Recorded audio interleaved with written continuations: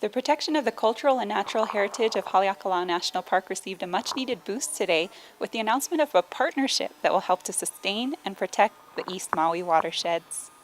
Well, the National Park Service has what is called the Centennial Initiative, and Congress and the administration have invested money to reinvigorate the Park Service and get us ready for our 100th year anniversary in 2016. They call it the Centennial Challenge, where parks were challenged to go find partners on, and that if a partner like MISS, the Maui Invasive Species Committee, we've worked together for years on removal of invasive species. But the initiative is we will match dollar for dollar the money they put up as we work together on this project. So that's why it's called the Centennial Challenge. Uncle Charles Ka'ulivehi Maxwell Sr. led the blessing event in which he explained the travels of the fire goddess Pele and the cinder cones that she left in her path. E ho mai kaiki mai luna mai e. Well, let me try to explain where we're at, a sense of place. For the native Hawaiian, the Kanaka Maoli, we are at one of the most sacred places of Maui. The crater has pu'u, or cinder cones, that's named after all the primordial gods from here to Kaupo Gap. But it also tells us of the travels of Pele when she came from Tahiti, and she came from every island, started from Kaho'olawe, and from the backside of this mountain, Kanaio, came all the way up to the crater and down to Nu'u and all the way out, and she manifested herself on the big island of Hawaii. This place in ancient times was called Haleakala, the calling of the sun. Haleakala came later, the house of the sun, but Haleakala is the calling of the sun, and that's the significance here. There is this crater, this area is a receptacle of a lot of cultural remnants that goes back thousands of years. The cultural significance of Haleakala, coupled with its geological features, makes this a prime location to learn about the two. Here in Hawaii, we have something called a shield volcano. A shield volcano is more of a rounded shape, like a shield, okay? And it's put up on its side. A good way to represent that is if it's a very fluid type of volcano. Does that make sense? So if you had, if I were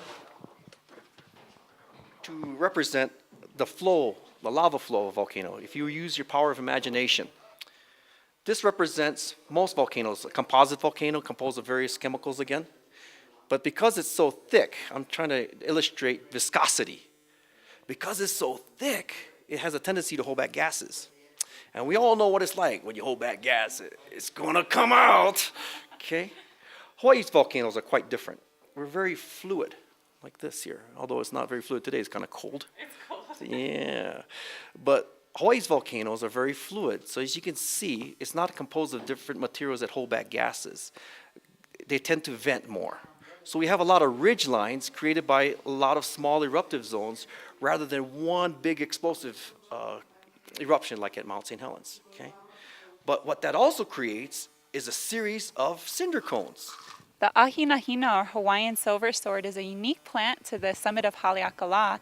In fact, part of the partnership established today involved the replanting of this species at a revegetation site near the summit.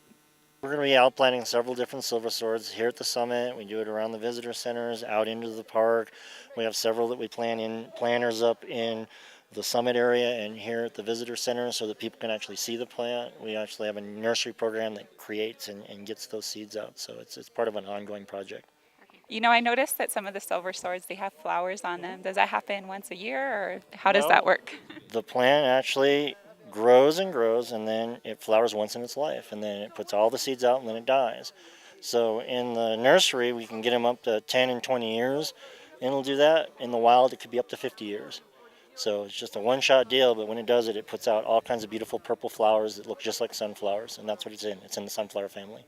Now, this Centennial Project, in partnership with the Nature Conservancy, the East Maui Watershed Partnership, and the Maui Invasive Species Committee, is all part of an effort to bring the park into a second century of excellence. How large of a space are you guys covering with the outplantings of silver swords and other efforts that you're making towards restoring the watershed? Well, it'll be all over the park.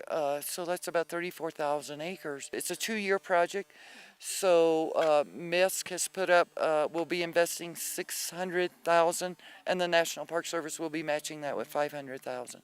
And then there's some in kind. But yeah, it's 2.3 million new dollars over the next 2 years. How exciting is it to be able to work on the park and restoration of species and bringing new people in to volunteer for the effort? That's what it's all about. And to me, that's what it's all about. We're here to preserve and protect these resources. And the money is also, we've invested in it with the MISC in a curriculum. So young children on Maui are going to learn the importance, the impacts of invasive species, the importance of protecting these rare and endangered plants, and protecting our watershed as a whole. So no, I've had goosebumps all morning. Again, it's not new partnerships. We've shared the same vision. It's new money, and it's really exciting. Officials at Haleakala National Park say the heart of this project is the volunteer effort for children. They say that by teaching the kids to care about the land and its natural resources will help them to take that to the next generation. For MauiToday.tv, I'm Wendy Osher. Maui Today.